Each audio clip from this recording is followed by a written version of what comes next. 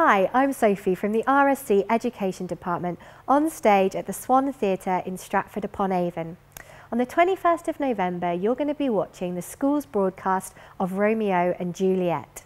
In this film, I'm going to share with you some of the choices that we've made in this production and introduce you to some of the key characters and moments at the start of the play to look out for. The set has a very contemporary feel. Even though this is a world where there are no mobile phones and no cameras, the set is a place that feels very like our world today. It's a violent world where swords and knives are used rather than guns. It's simple and sparse, where the characters come on and create the scenes we see. Erica Wyman, the director, believes that even though this play was written 400 years ago, it feels as if Shakespeare has written it right now about our world. There are things in this play that are timeless. Young people falling in love, violence, not just wars, but knife violence on the streets. Shakespeare writes about why violence happens and shows how a devastating love story is a revolutionary answer. He writes about how young people often don't feel listened to by the adults in their lives or by people in power, something that might resonate for some of you today. Romeo and Juliet is a play about young people and how they are making brave choices that could change the course of their society. Therefore, it felt right to invite the very youngest voices of our audience onto the stage and perform the prologue. The prologue tells us the story of the play, that there are two households, both alike in dignity, the Montagues, including Romeo and his cousin Benvolio, and the Capulets, the family of Juliet and her cousin Tybalt. The play is set in Verona, a hot Mediterranean city where tempers are running high. For years, these two families have been at war and have held an ancient grudge.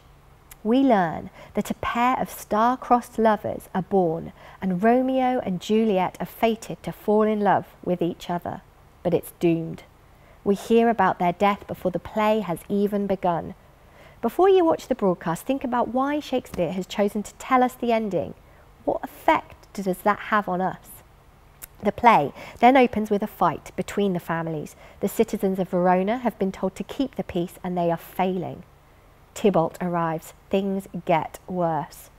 He says, "As I hate all hell, Montagues and thee." The fight escalates until there is a huge street brawl. Already Verona is unstable and has been for many years. The fight is eventually stopped with Prince Aeschylus saying, "Throw your mistempered weapons to the ground." The prince is so angry and proclaims if there is another fight that Montague and Capulet shall pay the forfeit for it with their lives. Erica wanted to reflect society by having a cast that is a mixture of ages, accents, races and genders. You'll see, therefore, women playing parts that are traditionally played by men, notably Prince Aeschylus and Mercutio. At the end of the fight, Lord and Lady Montague talk to Benvolio about their son, Romeo, who has been missing all day. Romeo Montague is played by Ballygill. He's an only child of Lord and Lady Montague. At the start of the play, we find out he's been rejected by Rosaline and is trying to deal with that rejection. Watch out for Romeo's first entrance with his cousin Benvolio and how many times they mention the word love. Juliet Capulet is also an only child of Lord and Lady Capulet. She's 13 years old. Even though she lives in this violent world, she's kept safe by her parents and her nurse. Juliet's nurse is a servant trusted by the Capulets, particularly by Juliet, who confides in her. Karen Fishwick, who plays Juliet, believes she doesn't have very many friends and is therefore a bit of a daydreamer, a problem solver. Juliet has been promised in marriage to a count called Paris. Paris is from the house of Aeschylus, and neither a Montague or a Capulet. Lord Capulet throws a ball for Juliet to meet Paris. Romeo and Benvolio find out about it, and that Rosaline is one of the guests. They decide to go. On the way to the ball, Romeo tells us he has had an ominous dream, saying, "For my mind misgives some consequence, yet hanging in the stars, of untimely death." This appears to tell the future. Mercutio tries to convince Romeo that dreams are meaningless in the famous Queen Mab speech, saying, "True, I talk of dreams, which is as thin of substance as the air." In this production, Mercutio is also played by a woman, and she will not be underestimated by the men in her life. Mercutio is also from the house of Aeschylus. As Charlotte Josephine, who plays Mercutio, describes her as an honest, raw, messy human, an adrenaline junkie. As a class, you might want to discuss what you think about Mercutio being a woman. Does this challenge your thoughts on the character? At the party, Tybalt sees Romeo and is offended by his presence, claiming, "I'll not endure him." Lord Capulet stops him from confronting Romeo, which makes Tybalt feel even angrier, and he vows to seek revenge. Meanwhile, Romeo meets Juliet and they kiss. This is a very private first meeting in a public space. Shakespeare wrote this as a shared sonnet or poem, with both characters ending each other's rhyme. By using this language, Shakespeare shows us how instantly in tune they are.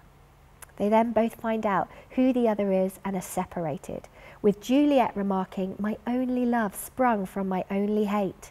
Karen, who plays Juliet, talks about her falling head over heels in love with Romeo. Everything moves very fast for both of them. The next key moment I'd like you to look out for is when Romeo climbs in to the Capulets' garden, with Juliet appearing at her window.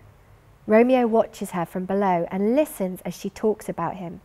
He eventually speaks to her. They declare their love for each other, with Juliet asking him for the exchange of thy love's faithful vow for mine. Whilst they are talking, the nurse calls Juliet from inside, which hurries their decision to meet the next day and get married. In the next scene, we meet Friar Laurence, as Romeo goes to him for permission to marry Juliet. The friar is a religious man, a friend of Romeo's, and wants peace between the Montagues and Capulets. He agrees to marry them, believing that the marriage might help end the feud between the two families. The impatience of the younger characters throughout this first part is a key factor in things going wrong. Romeo is impatient with the friar, Juliet with the nurse, and Mercutio with Romeo. Before the broadcast, think about, what does this tell us about the characters' decision making? How does this affect the plot? I'm going to leave it there for you to think about before joining us for the broadcast. If you want to know more about the play in detail, then have a look at our website. There are details about our new Shakespeare Learning Zone. It explores story, setting, language, characters and performance, and has different levels for how much detail you'd like to go into. There's also an online teacher's pack. If you have any other questions about the day, please contact us on the address shown and let us know about your responses to the questions raised in this film, and do send in any photos of your class. I look forward to seeing you on the 21st of November at 9 AM.